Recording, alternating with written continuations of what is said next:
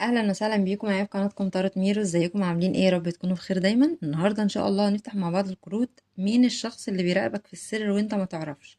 هنعرف عنه كل حاجه باذن الله، حتى اسمه هنعرفه باذن الله مع بعض النهارده في الفيديو بتاع اليوم باذن الله. يعني بس انا اهم حاجه مش عايزاك تحط حد في نيتك تماما. خلي الكروت هي اللي تقولك مين الشخص اللي بيفكر فيك او بيراقبك. تمام؟ صفي ذهنك خالص. اقعد في مكان كده هادي، ما تحاولش ان انت تفكر في اي حد خالص، مفيش توتر جنبك علشان باذن الله القراءة تكون منطبقة معاك بنسبة كبيرة جدا. اهم حاجة طبعا في القراءة زي ما بنتفق مع بعض كل مرة الطاقة بتاعتك انت. لو لقيت الطاقة منطبقة معاك تبقى تمام، القراءة ليك. مش منطبقة تبقى القراءة مش ليك، لان دي قراءة عامة. تمام؟ وطبعا خد من القراءة اللي يناسبك، مش شرط ان كل الطاقة او كل القراءة تبقى منطبقة عليك انت. طيب اللي اول مره بيزور القناه يبقى يا ريت ما ينساش الاشتراك فيها، يدعمني بزر اللايك، فعل زر الجرس علشان يوصلك كل جديد بقدمه عندي في القناه. والقراءه هتبقى بحروف اسمك طبعا. الحروف هتلاقوها فين؟ هتلاقوها في صندوق الوصف تحت. وكمان اللي حابب يحجز قراءه خاصه هتلاقي رقم التواصل في صندوق الوصف تحت. تمام؟ يلا بينا على طول نبتدي بالمجموعه رقم واحد. بس الاول اوريكم ايه الالوان. ده لون المجموعه رقم واحد، وده اللون المجموعه رقم اتنين، على حسب ما اخترتم بقى بالحروف او بالاحجار. اهم حاجة الطاقة بتاعتك انت تكون رايحة لفين. تمام؟ يلا بينا على طول نبتدي بالمجموعة رقم واحد. اصحاب الاختيار رقم واحد، اهلا وسهلا بيكم معايا. تعالى الاول نشوف الطاقة بتاعتك انت في الفترة الحالية علشان برضو تعرف القراءة دي مناسبة معاك ولا لا. طاقتك انت دلوقتي.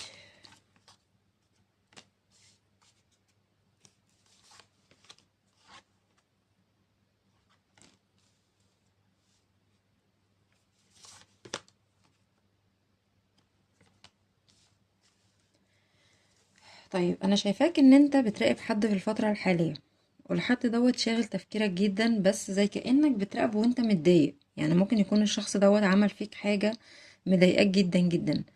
يا شخص بقى انت بتحبه، يا اما شخص موجود في حياتك، شخص عاوز تعرف عنه اخباره. ممكن يكون شخص عمل فيك افعال مش كويسة، فانت مستني ان هو يترد فيه حاجة مش كويسة، او انت مستني مثلا تشوف فيه حاجة زي كأنها تشفي غليلك منه. او ده شخص مثلا انت بتحبه وقاعد منتظره، بس منتظره بزعل، يعني حاسس ان هو مثلا مش قدرك. شخص مثلا كان بيجي عليك كتير، شخص مهتمش بيك. شايفة عندك حاجة، ممكن يكون في موضوع عندك انت في حياتك، الموضوع دوت مضايقك جدا جدا نفسيا. ممكن يكون حاجة لها علاقة مثلا بحياتك انت. حاجة منذ الصغر، الحاجة دي ممكن تكون انت مش بتعرف تنساها ابدا. حاجة عاملة لك عقدة نفسية كبيرة جدا في حياتك. شايفة كمان في الطاقة بتاعتك ان انت زي كأنك طالب مساعدة من حد، بس انت زي كأنك محرج تطلبها، او ان انت بتتكسف، او ان انت عايز تروح تتكلم مع شخص، بس حاسس ان انت كبريائك ما ينفعش يخليك ان انت تعمل حاجة زي كده. كمان ممكن تكون انت بتتواصل مع حد، او كنت بتتواصل مع حد من خلال الانترنت، والشخص دوت ممكن تكون انت ما كنتش موضح له كل حقيقتك. يعني ممكن يكون ما يعرفش عنك حاجات كتير الشخص دوت، فزي كأنك عاوز تبين له كل حاجة عنك، او عايز تعترف له بحاجات كتير عنك. كمان شايفاك انت ممكن تكون بتشتغل الفترة الحالية، وزي كأنك مجتهد جدا في عملك، بس ممكن تكون مش لاقي نتيجة كبيرة فيه. بس انت على يقين ان هيبقى الوضع احسن، او ان في تحسنات في الوضع المالي عندك. تمام؟ كمان في الطاقة بتاعتك شايفاك ان انت زي كأنك عايز تسامح برضو اشخاص، او تسامح شخص بعينه.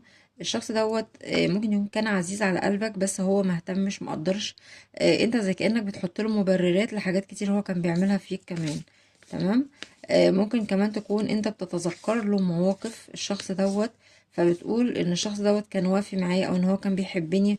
فزي كأنك انت بتطلع له مبررات مثلا لحاجات كتير عملها فيك، او مش قادر تنساله اللحظات الكويسة اللي انت عشتها معاه. شايفاك ان انت ممكن تكون في الفترة الحالية بتتوتر كتير، عصبي شوية، ممكن تكون بتنفعل بسرعة. عليك ستريس او ضغط كده في الفترة الحالية، ما بتحاول مش عارف تخرج منه. يعني في كده حالة معينة انت بتعيشها، بتحس ان انت بتتوتر، ان انت مش عارف تاخد قرارات مثلا. بتحس ان انت متعصب قوي. فحاول انت تهدي شوية من الطاقة اللي عندك في الفترة الحالية. تمام. فدي طاقتك، علشان برضو تعرف ايه القراءة دي منطبقة معاك ولا لا. تمام. تعالى بقى نشوف مين هو الشخص اللي بيراقبك في السر او بيفكر فيك او مهتم بيك وانت متعرفش.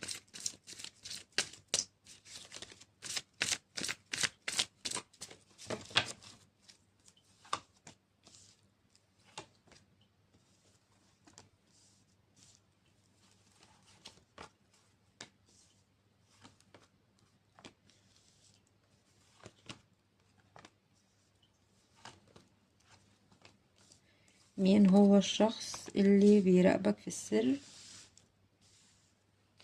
وبيفكر فيك كتير؟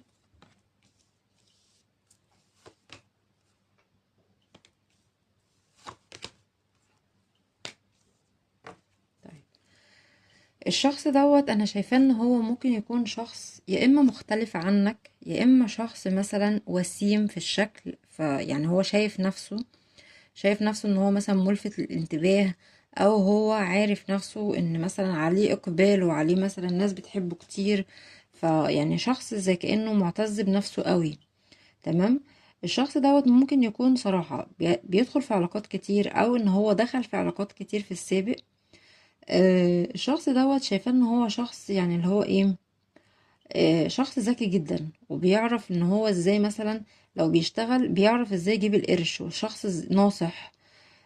ودايما متألق. الشخص دوت عنده ثقة بنفسه عالية جدا جدا جدا، مفيش حد بيعرف يستغله. شخص بيعرف يفكر صح، ومش بيعرف يعني مش أي قرارات بياخدها، متأني في قراراته الشخص ده. الشخص دوت ممكن للبعض يكون مثلا عنده شركة أو حاجة، أو بيمضي عقود، أو في ناس مثلا بتشتغل تحت إيده، أو إن الشخص دوت ممكن يكون مثلا ليه علاقة بالقضاء أو القانون. ممكن مثلا يكون هو حد قضائي شوية، او شخص مثلا قراراته صعبة جدا جدا، يعني شخص لما بياخد القرار ما بيرجعش فيه ابدا. وممكن للبعض يكون الشخص ده كان عنده علاقة تانية ومنفصل، مثلا منفصل بطلاق او حاجة زي كده. الشخص ده برضو شايفاه ان هو دلوقتي في بداية جديدة في حياته. ممكن يكون بيبتدي بداية جديدة مثلا، بس البداية دي واضح ان هي في عمل، او في شيء بيبتدي فيه جديد، او مثلا بيشتري حاجة جديدة في الفترة الحالية. تمام. او بيستثمر مثلا امواله في حاجة. الشخص ده ممكن يكون بيساعد اشخاص برضو، يعني في ناس معتمدة عليه مثلا في الماديات او حاجة زي كده. الشخص دوت للبعض فيكم هيكون صديق ليك. تمام. الشخص دوت ممكن للبعض يكون بيراقبك من خلال سوشيال ميديا، او ان دوت شخص كان معاك في العمل. الشخص دوت ممكن يكون كان في علاقة فعلا بينك وبينه، بس حصل ما بينكم اختلاف او خلافات حصلت ما بينك وما بينه. الشخص دوت بيراقبك ليه؟ بيراقبك لانه حاسس ان هو فعلا مفتقدك جدا، او حاسس ان انت حتى لو انت ما كنتش معاه في علاقة، حاسس ان انت بتشبهه قوي، او ان في ما بينكو كيمياء كده، يعني حاجة كده مشتركة ما بينك وما بينه. بيحس ان في تواصل عالي جدا جدا ما بينه وما بينك الشخص ده. الشخص دوت للبعض ممكن يكون اصغر منك في السن شوية، يعني شخص ممكن تكون انت اللي اكبر منه. او هو شخص عايش حياته لدرجة ان هو مش حاسس بسنه، يعني شخص مش عامل حساب لبكرة. شخص عايش حياته وعايش يومه، وشخص منطلق كده، وعنده بهجة وفرح في حياته، وشخص ما شاء الله يعني ماشي لقدام ومتقدم. الشخص دوت متوازن جدا بصراحة. شايفة ان هو لو انتوا كان الشخص دوت على علاقة بيكوا، فانا حاسة ان هو زي كأن دوت عامل له عدم اتزان في الفترة الحالية. لو في خصام ما بينكم، لو ده شخص انت فعلا عرفت هو مين، فهو حاسس ان هو مفتقدك جدا. اما لو ده شخص انت ما تعرفوش، فالشخص دوت من النوع اللي هو ما بيحبش، يعني ما بيحبش حد يبعد عنه، او ما بيحبش حد يفرقه. هو بيخاف من الفقدان. ممكن يكون مفتقد لحد برضو من اهله، ممكن يكون مفتقد لوالدته لوالده، حاجة من النوع ده. او في حاجة هو كان فاقدها منذ الصغر، فهي عامله له مثلا من جواه خوف، او عقدة نفسية برضو هو كمان، ان هو يعني يفتقد اي شيء بيحبه. الشخص دوت خجلان جدا او خجول جدا، او شخص ممكن يكون ما بيعرفش يعترف بالمشاعر. يعني شخص بيبقى ماسك على مشاعره جدا جدا، ودوت نتيجة ان هو شخص ما بيعرفش يعبر عن اللي جواه، او ان هو مثلا ممكن يكون مبين لك ان هو يعني مقطع السمكة وديلها زي ما بنقول، لكن هو من جواه خجول جدا وضعيف جدا في حتة المشاعر، ما بيعرفش اصلا ان هو يعترف بالمشاعر بسهولة. الشخص دوت شايفاه ان هو ممكن يكون غيور شوية. آم، شخص لما بيحب حد بيحس ان الحد دوت ملكه، يعني ما بيحبش ان هو الشخص دوت يبتعد عنه او ان مثلا ما يسمعش كلامه، هو بيبقى عايز يسيطر في العلاقة. تمام. الشخص ده برضو شايفاه ان هو ممكن يكون زي كأنه كلامنج شوية او كلامه جميل، او تحس ان هو لبق شوية في الكلام، فيعني الحتة دي بتخلي الناس تقرب منه، او ان الناس بتفضل دايما محيطة بيه بسبب ان هو مثلا بيعرف يتكلم كويس جدا مع الناس اللي حواليه. الشخص دوت شايفاه ان هو ممكن يكون كان بيعاني من حاجة، الحاجة دي كانت مسببة له اكتئاب، بس هو حاول يتغلب عليها. تمام. الشخص ده برضو شايفاه ان هو آه ممكن يكون عاندي شوية، عنيد حبة. طيب تعالى اقولك بقى في الشكل الشخص دوت ممكن يكون شكله عامل ازاي. الشخص دوت ممكن تكون عينيه واسعة، ممكن البعض تكون عينيه ملونة شوية، مش سودة. شخص ممكن يكون شعره طويل شوية. الشخص دوت جسمه رفيع، شايفة ان هو جسمه رفيع مش مليان، مش طويل قوي، يعني مش شايفة ان هو طويل قوي. الشخص دوت شايفاه ان هو بيفكر يبعت لك رسالة، ورسالة قريب، يعني عاوز يتكلم معاك وحطك انت الهدف بتاعه، وزي كأنه يعني مصمم ان هو يتكلم معاك وعايز يعرف اخبارك بأي طريقة. وزي كأنه يعني يا اما بيرسم لنفسه قصة حب بينه وبينك وبيتخيلها دلوقتي، يا اما هو لو الشخص ده كان معاك قبل كده، فالشخص ده مفتقد لأوقات حلوة كتير هو كان بيقضيها معاك. تمام. طيب تعالوا بقى اهم حاجة في القراءة، اكيد طبعا كل مستنيها نفسه يعرف الشخص دوت اسمه ايه. طبعا حروف اسم الشخص دوت هتكون فيها حرف اله، هتكون فيها حرف الالف، هتكون فيها حرف الت، كمان حرف النون ممكن برضو، دي ممكن تكون من حروف اسمه. تمام. عشان برضو تعرف مين هو الشخص دوت. حرف القاف، حرف السين، وحرف الجيم، وكمان حرف الت. دي حروف اسم الشخص اللي بيراقبك، يعني الحروف دي بنسبة كبيرة جدا هتلاقيها موجودة في اسمه. تمام. طيب الأبراج اللي معايا ايه؟ الأبراج بتاعة الشخص دوت معايا برج الميزان، كمان في برج الجوزاء، في برج الأسد، وكمان في برج القوس، برج السرطان،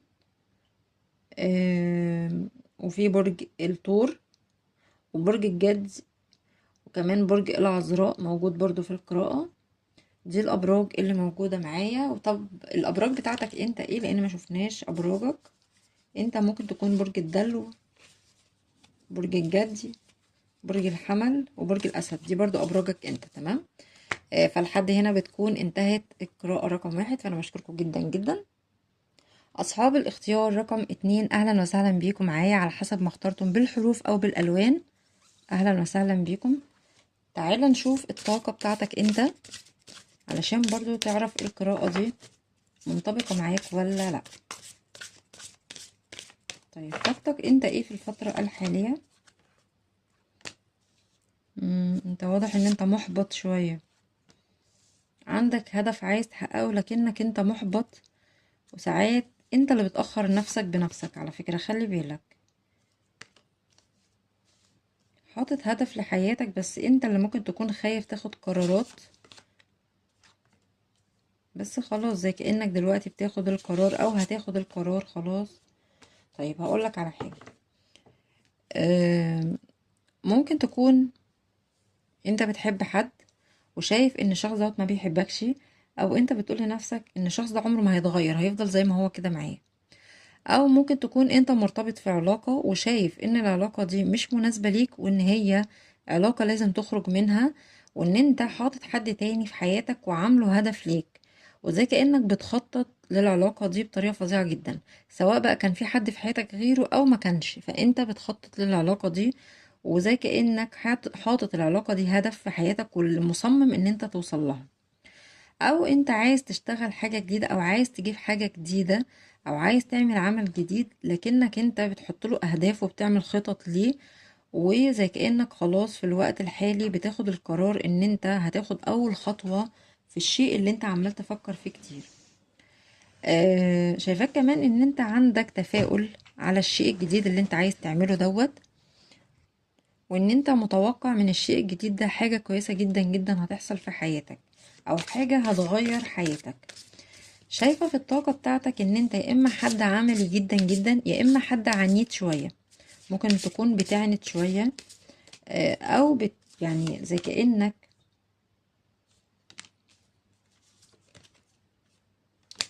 كأنك بتعند مع اشخاص انت عارف ان هم عاوزين مثلا يفرضوا سيطرتهم عليك او حاجة من النوع ده.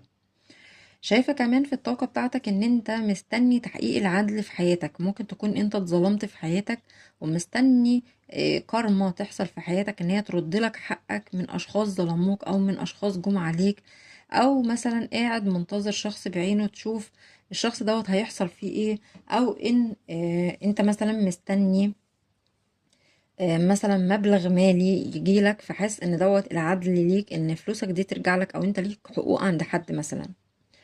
شايفة ان انت ساعات بتقول لنفسك او بتستسلم لربنا وتقول انا مش هعمل اي حاجة خالص، بالرغم ان انت كنت بتخطط في البداية، لكن بيجي عليك وقت تقول انا هسيب كل حاجة على ربنا ومش هعمل اي حاجة.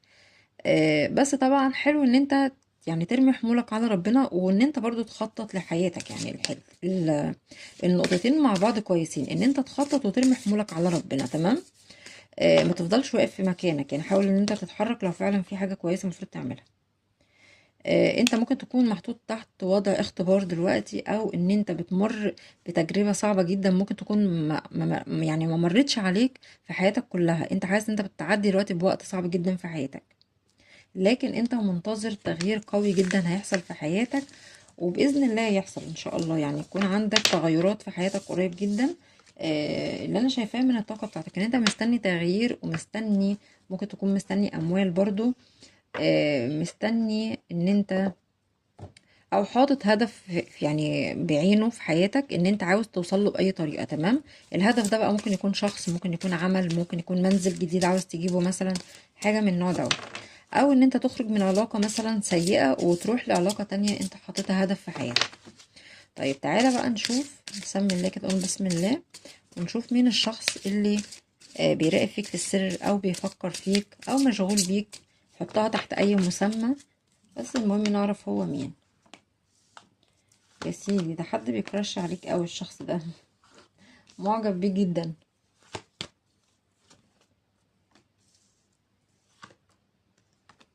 الشخص ده للبعض ممكن يكون حد قريبك، ممكن يكون من أسرتك، أو ممكن يكون ده كان زوج سابق مثلا أو زوجة، وكان مثلا حاصل ما بينكم انفصال وفي ما بينكم أولاد أو حاجة من النوع دوت. الشخص ده عصبي جدا جدا جدا، وقماص، بيتقمص بسرعة، بياخد على خاطره بسرعة جدا، بس بيتراضى من أقل كلمة. الشخص دوت مش عارفة، هو ظاهر لي كذا حاجة تثبت لي ان ممكن يكون الشخص ده فيه اولاد في حياته، او ان هو مثلا الابن المدلل، يعني الابن الصغير مثلا في اسرته. الشخص ده كمان شايفاه ان هو آه، ممكن يكون شخص يعني حد شوية في المعاملة. الشخص ده عنده طرف تاني على فكرة، الشخص ده عنده طرف تاني. آه، يا اما هو بيتعرض عليه عرض تاني الشخص دوت، بس هو زي كأنه مش مقتنع بالعرض ده، عشان كده طبعا هو بيفكر فيك وعمال يراقب فيك. الشخص دوت زي كأنه ندمان على شيء عمله فيك. طب بصوا، انا هنا عندي حاجتين صراحة. يعني انا شايفة هنا ان ده ممكن يكون شخص متزوج، او كان متزوج وعنده اولاد واطفال، او ده كان زوج مثلا او زوجة، فهو ندمان على فراقكم، او ان دوت شخص مثلا صغير في السن، او ان دوت مثلا اصغر اخواته، او هو شخص مدلل للعيلة عنده، او ان عيلته مثلا كلها مهتمية بيه، حاجة من النوع ده. او للبعض ده ممكن يكون مثلا قريبك، ده قريب ليك. تمام. آم، او جار مثلا، حاجه من النوع دوت. الشخص دوت بيزعل بسرعه جدا، وممكن تلاقيه في لحظه ابتعد وما تعرفش عنه اي حاجه. الشخص دوت آه، غيور جدا برضو. شخص كمان شايفاه ان هو حد شوية في المعاملة، ممكن يكون كلامه او لسانه بيقول كلام يعني ممكن يكون ناشف شوية. شخص شايفاه ان هو مجتهد جدا في العمل بتاعه، بس ممكن يكون مش لاقي نفسه ومش لاقي حظه في الفترة الحالية. شخص ممكن يكون بيسافر بره، ممكن يكون يعني من بلد تانية او بيسافر بلد تانية يشتغل. آم، الشخص ده شايفاه ان هو رومانسي جدا، بالرغم ان هو بيقول كلام صعب لكنه من جواه رومانسي. لو في الرومانسية تلاقيه يعني معاك شغال مفيش اي مشكلة خالص. آم، شايفة للبعض دوت كان في انفصال ما بينك وما بين الشخص ده، تمام، لان هو كان بيتحسر عليك. الشخص دوت شايفاه ان هو معجب بيه جدا جدا شكليا، معجب بذكائك ومعجب بشخصيتك قوي. حاسس ان انت يعني زي كأنك عندك كده عقل كبير وبتعرف تفكر صح، فهو معجب جدا جدا بطريقة تفكيرك، معجب بشكلك الخارجي جدا. تمام. الشخص دوت ممكن برضو للبعض يكون بيشتغل في مثلا في حاجة ليها علاقة بالاكسسوارات، يعني حاجة من النوع دوت، مثلا ذهب، ممكن يكون في أشياء من كده. وللبعض ممكن يكون هو مزارع مثلا بيزرع أو حاجة من النوع دوت، أو عندهم مثلا أرض. او ان الشخص دوت ليه علاقة بالبحر مثلا، حاجة من النوع ده برضو. وللبعض ممكن يكون ده مدرس، يعني مثلا بيتعامل مع اطفال صغيرة او حاجة من النوع ده. تمام. الشخص ده برضو شايفاه ان هو شخص قنوع، بالرغم ان هو ممكن تكون مادياته مش كبيرة. شخص مرفه جدا. ممكن يكون مثلا ما بيحرمش نفسه من حاجة، أنيق في نفسه جدا، بيحب يجيب لنفسه كل حاجة، بالرغم ان ممكن برضو يكون مادياته مش حلوة قوي. وممكن يكون برضو معتمد على والده، يعني ممكن يكون الوالد مثلا بيساعده شوية في الماديات أو حاجة زي كده. الشخص ده شايفاه ان هو ممكن يكون لو ده كان على علاقة بيك، ممكن يكون هو اعتذر لك وبعد عنك الشخص دوت. او هو ما بيحبش حد يزعل منه، فبيحب يعتذر للاشخاص اللي حواليه، او بيخاف على زعل الناس اللي حواليه جدا. الشخص دوت شايفاه ان هو زي كأنه بيفكر يبعت لك هدية او حاجة من النوع دوت. كمان الشخص دوت ممكن يكون في حد من اهله عنده مثلا سلطة، عنده منصب، حاجة من النوع ده برضو. تمام. الشخص دوت في حد في حياته ممكن يكون معتمد عليه في المشورة، يعني بيستشيره كتير جدا، ما بيعرفش ياخد قرار من غير الشخص دوت لما يكون هو اللي آه، يعني بيشاركه الرأي في القرار دوت. الشخص ده برضو شايفاه ان هو ممكن يكون روحاني شوية برضو للبعض. شخص بيفكر فيك كتير جدا، متواصل معاك بالروح قوي، او هو شاغل نفسه بيك. ممكن يكون دلوقتي برضو بينتقل من مكان لمكان تاني. الشخص دوت ندم، او هو بيندم على قرارات خدها معاك انت، او ندمان ان هو مقربش ليك من بدري، حاجة من النوع ده برضو. تمام. الشخص دوت شايفاك برضو ان هو يعني شخص بيحب يواجه قوي، ما بيحبش يسكت على حقه، لما بيزعل بيقول. آه، غيور عصبي بصراحة، دي برضو ظهرلي في شخصيته جدا. كمان شايفة للبعض ده كنت على علاقة بيه وهو قاطع معاك، وهو اللي ابتدى بالخصام. الشخص ده عاوز معاك بداية جديدة، يعني هو عايز معاك بداية، وهو عنده تفاؤل ان العلاقة دي هتكون فيها حاجة كويسة هترضيكوا انتوا الاتنين.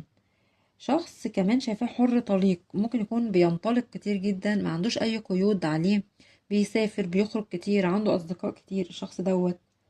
آه كمان الشخص دوت شايفاه ان هو ممكن يكون في الوقت الحالي ما عندوش استقرار مادي شوية، وداخليا مذبذب حبة. تمام.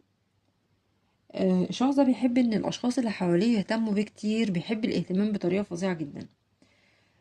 كمان الشخص دوت لو قلنا مثلا في الملامح، الشخص دوت ممكن يكون مثلا في اللون متوسط اللون، يعني مثلا آه، مش ابيض، هو متوسط اللون الشخص ده. ممكن البعض يكون مثلا لو ده رجل فممكن يكون عنده مثلا يعني زي دقن صغنطوطة كده، او مثلا وشه مسحوب بطول شوية، سواء بقى ده رجل او امرأة. تمام. ايديه ممكن يكون فيها علامة مميزة، يعني ايده بتحمل علامة مميزة، ممكن تكون ايديه كبيرة شوية او فيها حاجة مميزة في الايد. آم، الشخص دوت مش رفيع، يعني ممكن يكون متوسط شوية. شايفاه برضو في الطول مش طويل الشخص ده، يعني متوسط برضو. كمان الشخص ده للبعض برضو ممكن يكون بيشتغل حاجة. مثلا بيبني حاجة مثلا. تمام. او مثلا بينقش حاجة، او بيعمل حاجة مثلا على الجدران، يعني واحد برضو او حاجة من ضمن الاعمال اللي ممكن يكون هو بيشتغلها حاجة زي كده برضو.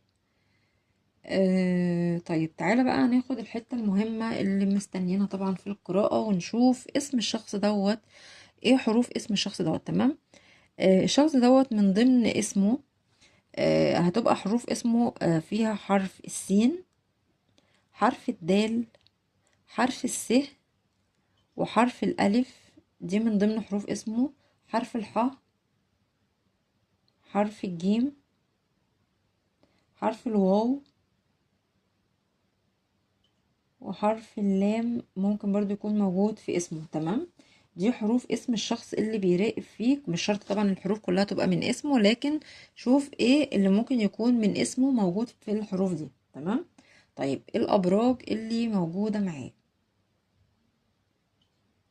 ابراج الشخص دوت آه، ممكن يكون برج الحوت، برج الثور، برج العقرب، الدلو، في برج الميزان برضو، برج الجوزاء، برج الثور قلتلكوا، في برج الحمل والقوس. بس دي الابراج بتاعه الشخص دوت. تمام. فلحد هنا تكون انتهت القراءة رقم 2. فانا بشكركم جدا جدا، يا رب الفيديو يكون عجبكم. لو عجبكم يا ريت ما تنسوش الاشتراك في القناة، دعموني بزر اللايك، فعلى زر الجرس، والى اللقاء في فيديو اخر ان شاء الله.